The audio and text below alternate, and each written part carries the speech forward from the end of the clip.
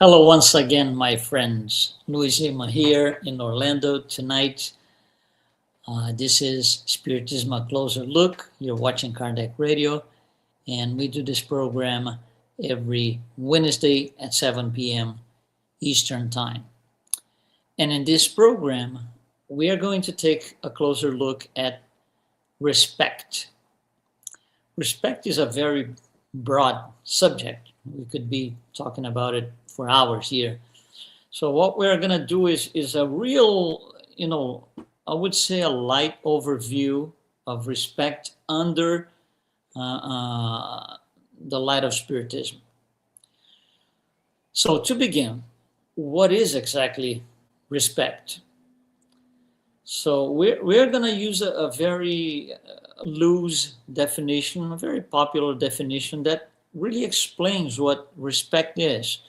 So we could say that respect is the recognition of the value, the dignity of another being.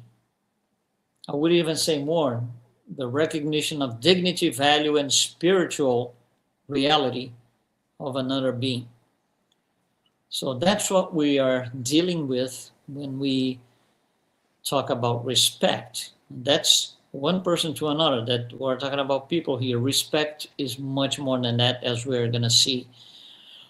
So from the material perspective, if you're looking at the subject from inside the materialistic paradigm, people are often respected according to their, for example, wealth, education, level of education, social position, influence, appearance.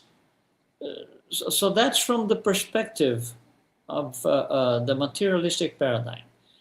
Now, from the Spiritist perspective, it's different. We don't look at these things. All spirits, as we know, are created simple and ignorant, and they are all going to reach perfection. So the origin and the destination of all spirits is known. So from the Spiritist perspective, all spirits are equal in origin and destination.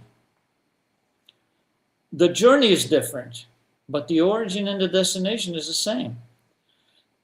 Obviously, each one of us is at a different stage, but still, we are all destined to be perfect. There's a well set goal for our journey.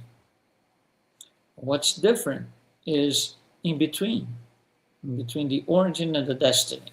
So we are all here in this planet, different people, different levels of understanding, levels of evolution, which translates in different levels of respect. Some people have more respect for others and things. Some people have less. So again, from the Spiritist perspective, all are created the same way, and we are all going to the same place. That being said, for Spiritism, respect is not based on external differences. No, it's rather based on the understanding that every person has his, her only potential, which is, by the way, a divine potential, because we are going to be all perfect one day. So every person carries divine potential. Every spirit has struggles. I do, you do, we all do. So, we all have struggles that are invisible to us. My struggles might not be visible to you, yours not visible to me, and so forth. So, when we disrespect somebody, we are obviously not considering that possibility.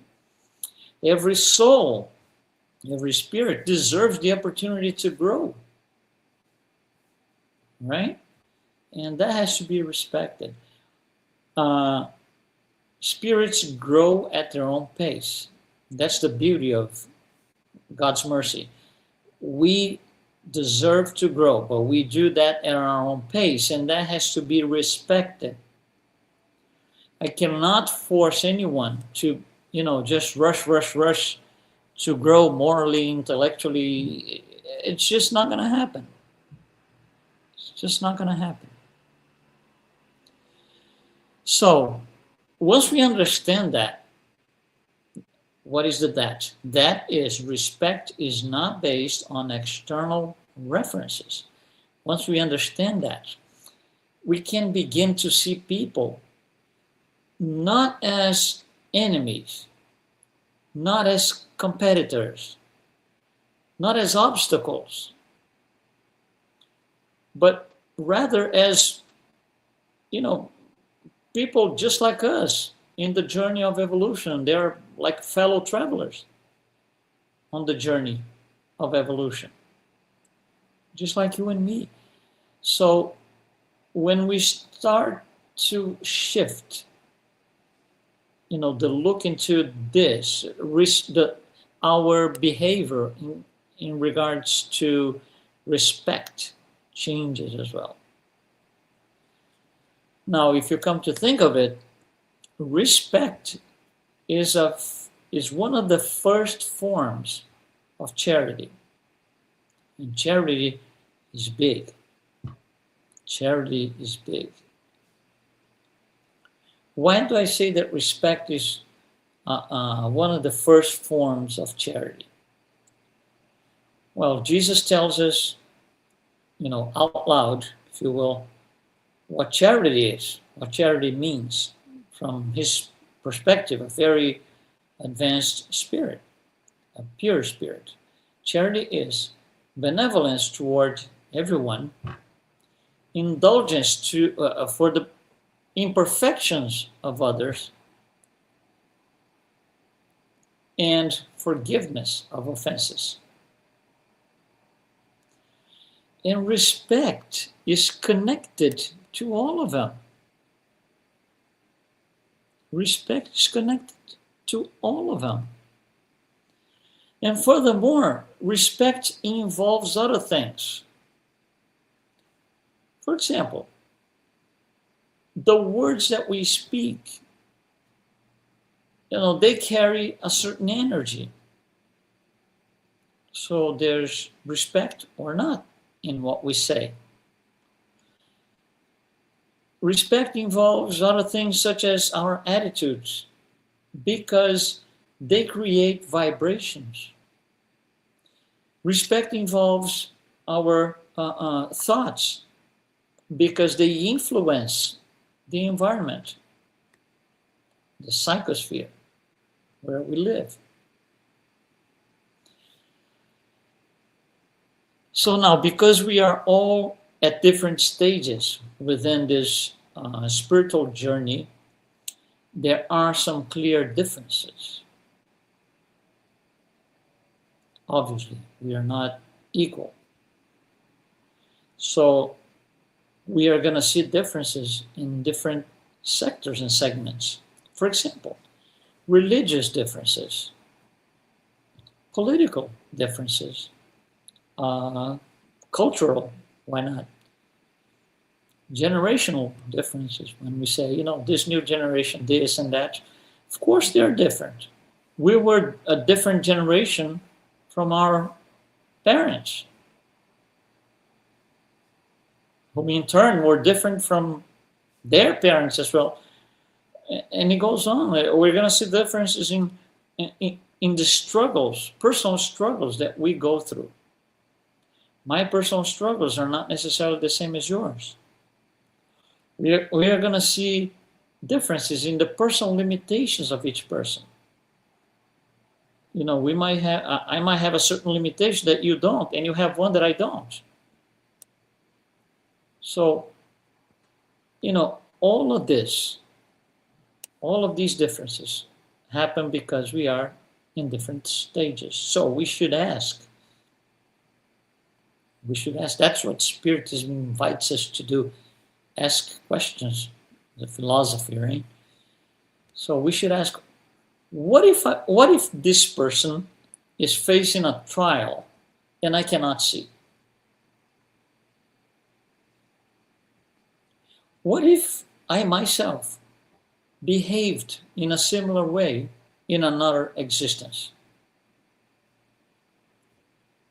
What if today's difficult person was someone that I hurt in a previous life or even in this life in the past? You see, these are questions that we have to consider because we are not the owner of the truth. We have to consider other people. So that's what Spiritism does. It invites us to ask us these questions. However, having in mind the concept of reincarnation, because without it, everything is so different. Without it, you might fall back into the materialistic paradigm. So when we start asking these questions to ourselves, with having in mind the concept of reincarnation, we will change our perspective. And, this is going to lead us to be more compassionate, which, by the way, is something rare these days. And why is this rare? Because there's a tremendous lack of respect across the globe. So when we understand and see things like these under the light of Spiritism, where the concept of reincarnation is clear, it broadens our understanding.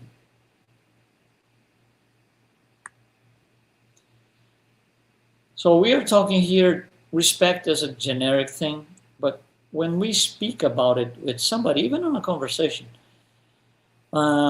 we usually think like a one-to-one, one person to another. But that's not all. Respect is a lot more than that. A lot more. For example, respect for life. Not only human life, that includes the animals, nature, the environment, the spiritual environment, we call psychosphere. That's all respect for life. Respect for ourselves. What is respect for ourselves? To care for our emotional balance, to care for our mental balance, to avoid destructive habits, to set healthy boundaries. We preserve our health. To set and seek moral improvement. That's respect for ourselves. Seek moral improvement. I want to do better. I don't want to be, stuck in a lower level of morality. Respect for ourselves includes refusing behaviors that degrade the soul. So some people come in to you and say, well, let's do this and that. And this is wrong. You shouldn't be doing this.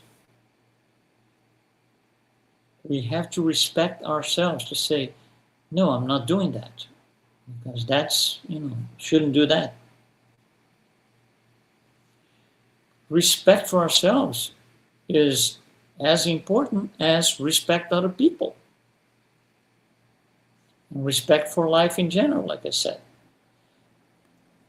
There's respect almost at a different level within the family. Within the family. So you have the opportunity, if that's the case, of course, to repair past mistakes, for example.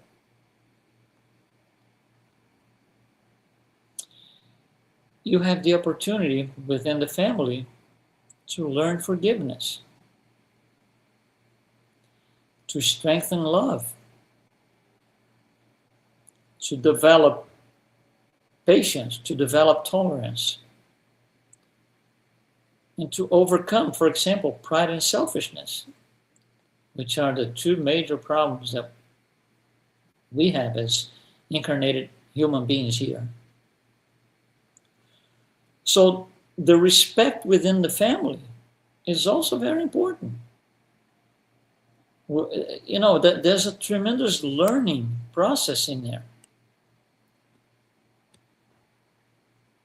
The idea that, you know, people are enemies and we have enemies even within the family. People are not enemies. The enemies are pride, selfishness, impatience, these envy, vanity. These are the enemies. The people that we label as enemies, they are not the enemies. They make this thing a surface from within when we are with them. But they are not the enemy. The enemy is inside. The enemy is always within. They are here. They are part of our life somehow. Some of them for a very short time, some for a longer time. But they are here with us to show us that we need to improve. We have not yet mastered, for example, patience.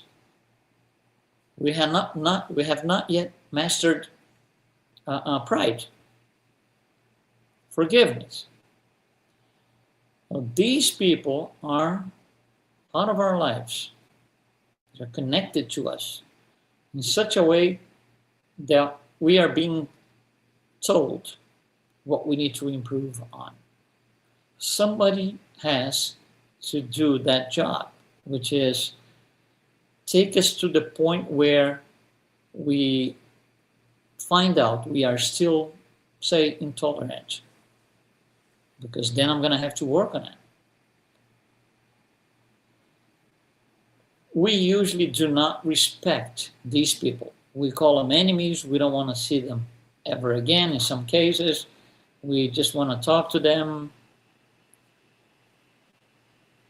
That's our chance to improve. That's our chance to defeat the enemy.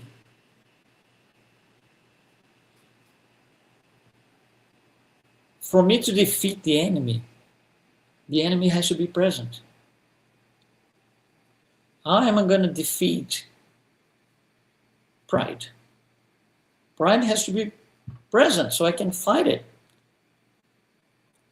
So if I go to a desert island, in the desert island, I'm not, I do not experience these things. Intolerance, envy, impatience, pride, selfishness. Because it's only me. That's the purpose of relationships.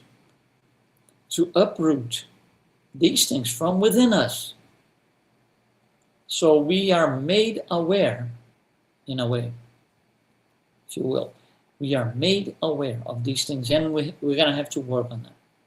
We have not yet mastered certain things. And these people are just not being difficult. They're not enemies. They are revealing our moral conditions, our spiritual conditions. So in a world so complicated as we are in today, all this turmoil and all these difficult things and everything happening so fast, how do we respect? How does respect fit in this model where everything's wrong and going so fast? Respectful attitudes during a conflict. When I'm in a conflict, it's not necessarily me and a person fighting, saying words. It could be me and the world, for example. I'm very insatisfied. Every time, every day, I wake up, watch the news, and I get dissatisfied, and my attitudes are, not good because of all of that, because I heard this new, and this is going to happen, and this has been happening. We have to respect ourselves first. So respectful attitudes during conflict include things like, to be calm, a calm speech. You're talking to somebody, to a group of people, they are disrespecting you. If we disrespect back with the same intensity, I'm disrespecting myself first. So we gotta settle calm speech. That's what Jesus used to say, give the other cheek. You bring me hatred, I'm gonna give you the other side of this thing, which is love.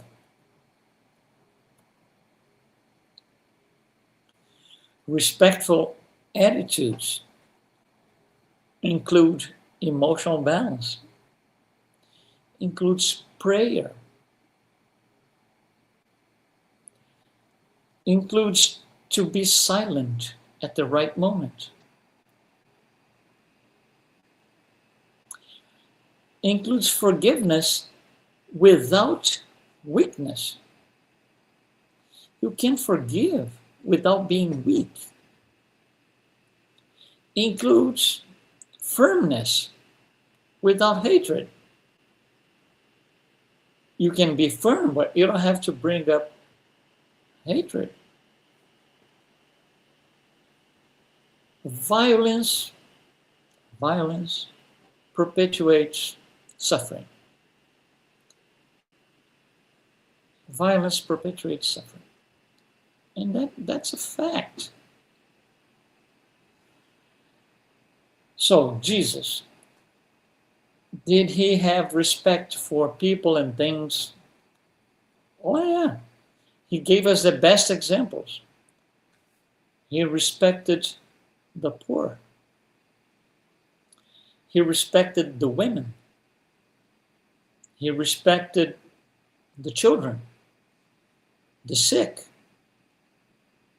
He respected the sinners. He respected the marginalized or criminals.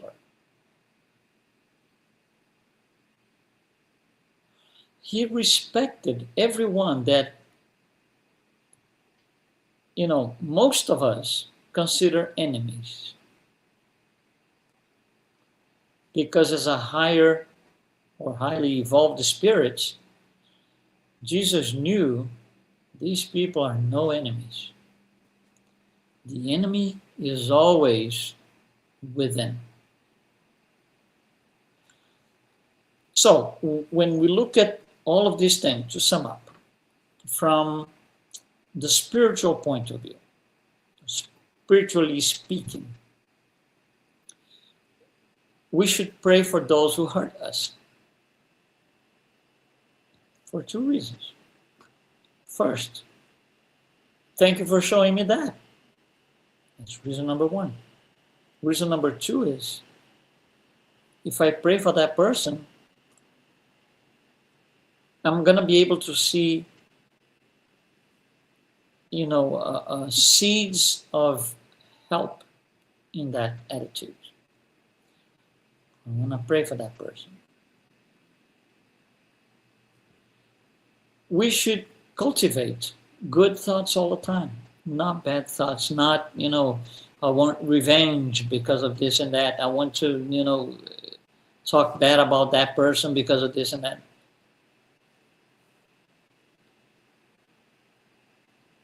Spiritual maturity, spiritual elevation does not include cultivating bad thoughts. We should examine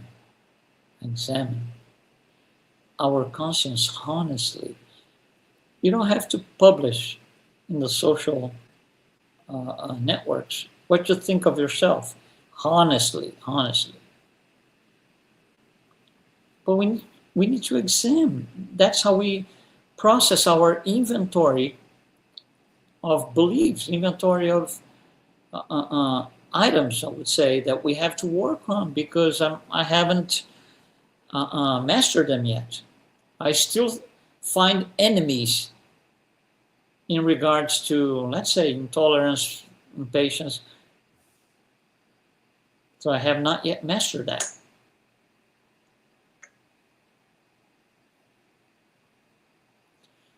Spiritually speaking, we should ask forgiveness when necessary. That might be a big one, because to ask for forgiveness, we need to come down from, the pseudo high level that we think we are. It requires humility. Asking for forgiveness requires humility. So it's a two-step thing. I can't, I need to be humble enough first, and then I'll ask for forgiveness, not the other way around.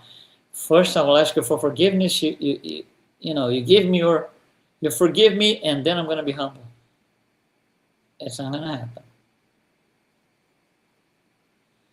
So, respect overall.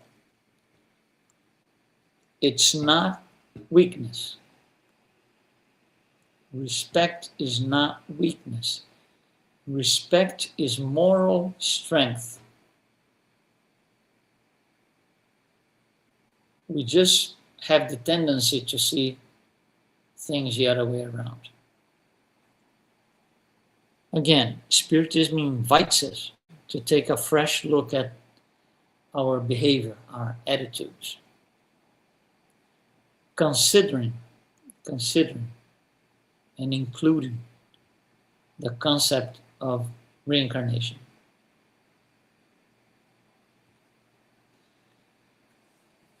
So we have a comment here. It is their hatred we read thinking. It's our as empathy, taking it on board. Hatred is never good, of course. It's never good. When I hate somebody, my cells, every one of my 70 trillion cells, they pay a price. They pay a price. My energy, my entire energy becomes, this dark energy. It gets worse if I keep sustaining, but I hate that person, but I hate that person, and it comes up every 3 seconds. That's a problem. Because the person that I hate does not have one single cell affected by my hatred. But all of my cells generate energy compatible with hatred. The energy that we generate in every one of our cells carries the mental state that we are in. That defines illnesses and diseases and all of that. That's how they start. They start because we are at a stage of evolution that we do not necessarily comprehend this very well, and we keep repeating and sustaining these sentiments. So thank you very much for being with us today. And don't forget, Spiritism, a closer look. We'll be back here. We are back here, actually, every Wednesday at 7 p.m. Eastern Time.